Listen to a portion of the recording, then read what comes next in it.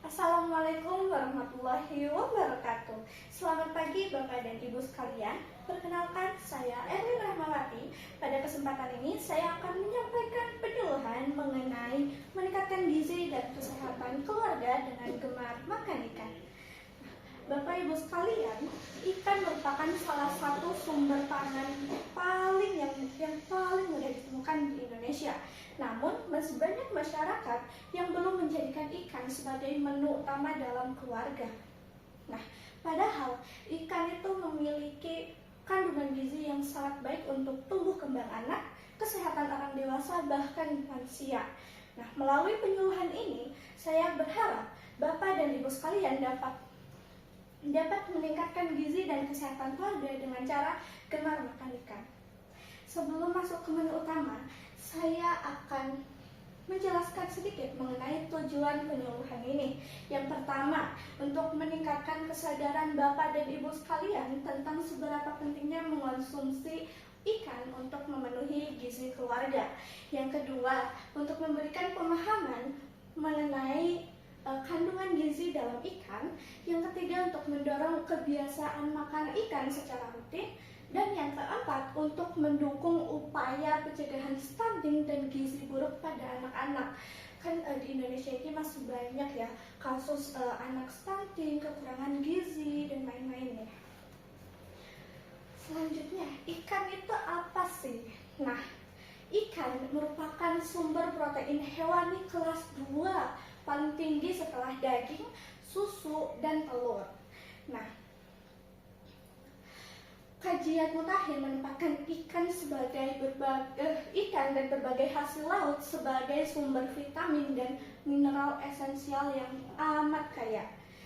Keunggulan ikan dibandingkan beberapa sumber protein lain adalah adanya asam lemak omega 3 terutama DHA yang memiliki peran penting dalam tumbuh kembang otak dan sistem saraf pada anak kita. Selain omega 3, ikan juga mengandung omega 6 yang berfungsi untuk membantu pertumbuhan dan menjaga kesehatan tubuh. Oleh karena itu, ikan sering disebut sebagai sumber protein bergizi tinggi atau sumber pangan bergizi tinggi yang sangat baik untuk dikonsumsi oleh semua kalangan, baik anak kecil, balita, batita, orang dewasa, bahkan lansia. Nah, dengan kata lain, mengonsumsi ikan ini bukan hanya untuk mengenyangkan perut saja, tetapi juga untuk memenuhi kebutuhan gizi keluarga. Ya, seperti itu. Nah, macam-macam ikan yang kita ketahui ya, ikan itu ada dua, ada ikan air tawar dan ada ikan air laut atau air asin ya. Ikan air tawar biasanya ada bapak-bapak yang mancing dapat ikan lele gitu ya, ikan nila, ada ikan gurame, ada ikan mujair, dan ada ikan patin. Apa sih ikan air tawar? Ikan air tawar merupakan ikan yang hidup di perairan dengan kadar garam rendah atau tidak asin seperti sungai, danau maupun rawa ya, tempat biasa bapak-bapak mancing gitu ya. Terus ikan air asin itu apa sih? Ikan air asin merupakan ikan yang hidup di perairan dengan kadar garam tinggi seperti laut dan samudera ya. Ada juga bapak-bapak yang mancing di laut gitu ya. Nah, ikan air asin itu ada ikan kembung, ikan tuna, kakap merah, kakap putih gitu ya. Ada ikan tongkol dan ada ikan bandeng. Kenapa sih kita harus mengonsumsi ikan ya? Nah, mungkin yang pertama nih, karena ikan merupakan sumber protein hewani yang sangat berkualitas tinggi dan sangat baik bagi kesehatan tubuh. Protein yang sangat dibutuhkan tubuh untuk membangun dan memperbaiki jaringan yang rusak. Alasan kedua, ikan mengandung omega 3 yang sangat penting untuk tumbuh kembang otak anak, sehingga anak kita nanti bisa ya insya Allah pintar ya. Terus selain itu juga ikan ini dapat membantu meningkatkan sistem kekebalan tubuh sehingga kita itu nggak gampang terserang oleh penyakit gitu ya. Nah, konsumsi ikan secara rutin juga dapat membantu menjaga kesehatan jantung. Karena ikan itu memiliki kandungan lemak yang sehat gitu ya, itu baik untuk jantung. Itu kita tidak jantung kan organ utama ya untuk kita hidup gitu loh. Nah, oleh karena itu masyarakat itu dianjurkan untuk mengonsumsi ikan sekitar 2-3 kali seminggu. Kenapa tidak 7 hari atau enggak 5 hari dalam seminggu gitu ya? Ya mungkin bakal bosan gitu. Nah, bisa dikreasikan dengan ayam, daging gitu ya, telur gitu. Gak harus selalu ikan, tapi dianjurkan untuk 2-3 kali dalam seminggu. Entah itu di hari Senin kita makan ikan goreng gitu ya, di hari Selasa makannya ayam goreng. Mantap itu. Selanjutnya, kandungan gizi dalam ikan. Banyak sekali Bapak dan Ibu sekalian, banyak sekali kandungan gizi di dalam ikan yang harus kita bahas. Yang pertama, ada protein. Protein ini berfungsi sebagai zat pembangun dan perbaikan gizi jaringan tubuh yang rusak. Terus yang kedua ada omega 3. Omega 3 ini berperan dalam perkembangan otak dan menjaga kesehatan jantung itu tadi ya. Terus yang ketiga ada vitamin D. Vitamin D ini membantu tubuh dalam menyerap kalsium sehingga baik untuk kesehatan tulang agar nanti tulangnya tidak rapuh gitu saat tua ya. Jadi saat tua kita masih sehat, masih bisa jalan-jalan ya. Terus yang keempat ada yodium. Yodium ini penting untuk fungsi kelenjar tiroid dan pertumbuhan tubuh. Yang kelima ada zat besi. Nah, zat besi ini berfungsi untuk mencegah anemia atau darah rendah gitu ya. Biar nanti kita agak kekurangan darah waktu dari duduk berdiri kelingan itu kekurangan darah itu kita harus makan ikan. Nah, yang keenam ada vitamin B kompleks. Vitamin B kompleks ini membantu proses metabolisme dan produksi energi dalam tubuh. Jadi kita itu untuk menghasilkan energi kita perlu yang namanya vitamin B kompleks.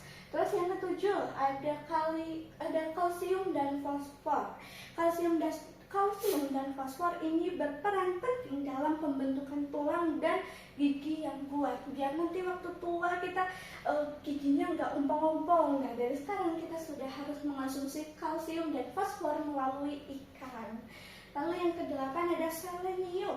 Apa sih selenium itu? Selenium itu berfungsi untuk sebagai antioksidan untuk melindungi sel-sel tubuh dari kerusakan. Jadi sel-sel tubuh kita ini akan semakin kuat ya, tidak mudah rusak karena kita mengonsumsi selenium lewat ikan. Selanjutnya yang kesembilan ada kalium potasium.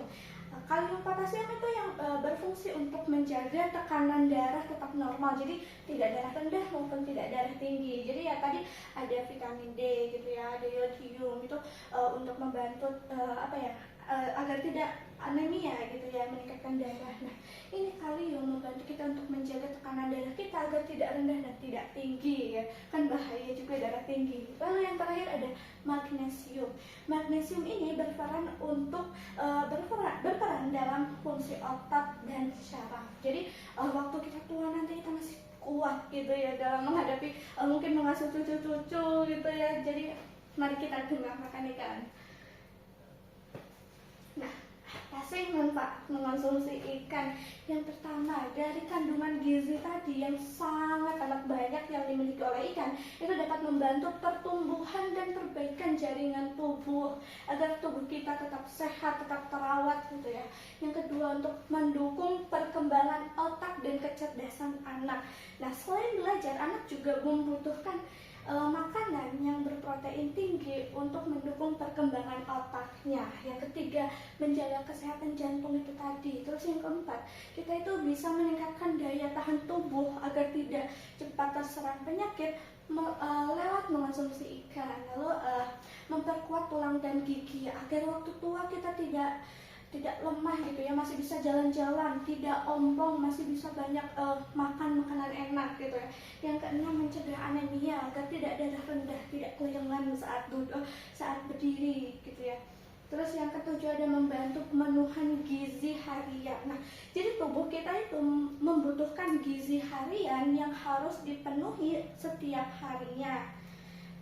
Kita bisa memenuhi itu lewat makan ikan tadi itu. Lalu yang kedelapan, untuk mendukung tumbuh kembang anak dan mencegah stunting. Nah, kan masih banyak nih di Indonesia kasus-kasus stunting gitu ya. Itu bisa kita cegah lewat gemar makan ikan ya. Kita harus memberikan anak-anak kita makan makanan yang sehat, yang penuh dengan gizi gitu ya. Yang kesembilan dan yang terakhir ada mendukung fungsi tiroid dan pertumbuhan itu tadi. Selanjutnya saya ada tips nih, ya mungkin ibu-ibu sudah pada tahu ya gimana caranya memilih ikan yang segar. Tapi di sini saya akan memberikan tips and trick untuk cara memilih ikan segar. Yang pertama, ikan segar itu memiliki mata yang jernih, bening dan tidak cekung, jadi tidak masuk ke dalam gitu ya matanya. Terus yang kedua, ikan yang segar itu memiliki insang yang berwarna merah segar, jadi bukan berwarna merah tua yang sudah, ya intinya dia itu berwarna merah segar seperti itu ya. Terus yang ketiga, daging ikan terasa kenyal saat ditekan. Jadi daging ikan segar itu ketika kita pencet dia itu akan kembali lagi. Jadi tidak setelah kita pencet ada bekas kita mencet itu tidak segar itu ya. Terus yang keempat, ada tidak berbau amis maupun busuk ya. Jadi ya itu tadi nggak mungkin dong ikan segar berbau amis atau berbau busuk gitu ya. Itu paling gampang dari baunya. Terus yang kelima, sisik ikan masih melekat kuat dan terlihat mengkilap. Nah, jadi ikan yang segar itu masih sisiknya masih tertanam dengan sempurna, dengan kuat di badannya. Kalau misal kita menemui ikan yang kalau misal kita senggol dikit, aduh sisiknya langsung copot, itu ikannya sudah tidak segar. Yang keenam, ada perut ikan tidak lembek atau pecah nih. Ikan yang busuk itu pasti ketika perutnya kita tekan dia itu langsung pecah, langsung buyar gitu ya. Itu jangan dibeli. Terus yang ketujuh ada warna tubuh ikan yang cerah dan segar. Gak mungkin dong ikan busuk warnanya cerah, segar gitu kan. Ikan busuk itu tidak menggugah selera yang seperti itu. Jadi pilihlah ikan segar untuk memenuhi kebutuhan gizi anak kita. Jadi percuma saja kalau misal ikan memiliki banyak sekali gizi, tapi kita memilihnya ikan yang busuk gitu ya, yang sudah tidak layak konsumsi. Itu sama saja kita bisa meracuni keluarga kita. Nah, selanjutnya setelah tips and trick memilih ikan dari saya juga memiliki tips and trick untuk ibu-ibu yang keluarganya susah makan ikan, terutama anak-anak ya. Yang pertama, kreasikan olahan ikan ya. Jadi jangan kita masak ikan itu ikan goreng gitu-gitu ya. Yang pertama mungkin ada bisa dibikin nugget, bakso ataupun perkedel seperti itu. Nah, yang kedua, sajikan dengan tampilan yang menarik. Nah, jangan cuma ikan goreng udah digoreng langsung diserahin gitu aja ya, jangan. Dikreasikan, mungkin dihias seperti ini, di atasnya dikasih tomat, dikasih bawang goreng gitu ya. Terus juga kita masak semur ikan sayur kuning, kuah kuning atau apa gitu ya. Nah, terus yang ketiga, kombinasikan dengan berbagai bahan lain. Saya ada satu menu yang sangat saya sukai. Ikan goreng ditambah cah kangkung itu bisa nambah nasi berkali-kali itu. Lalu yang terakhir, libatkan anak dalam proses memasak.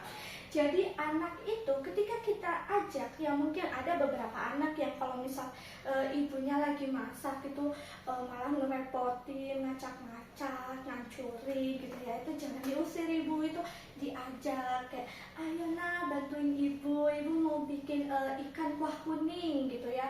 Kamu coba ambilin tomat di kulkas, ambilin apa gitu. Jadi usahakan libatkan anak-anak itu ketika mereka berproses dan menghasilkan suatu output atau suatu hasil yang mereka inginkan, mereka akan menghargai apa yang mereka hasilkan karena mereka itu akan berpikir gitu, wah aku udah hebat nih, aku masak, aku bantuin ibu masak, aku mau nyoba rasanya gitu. Nah, itu akan sangat amat membantu anak untuk mau mengonsumsi ikan gitu ya.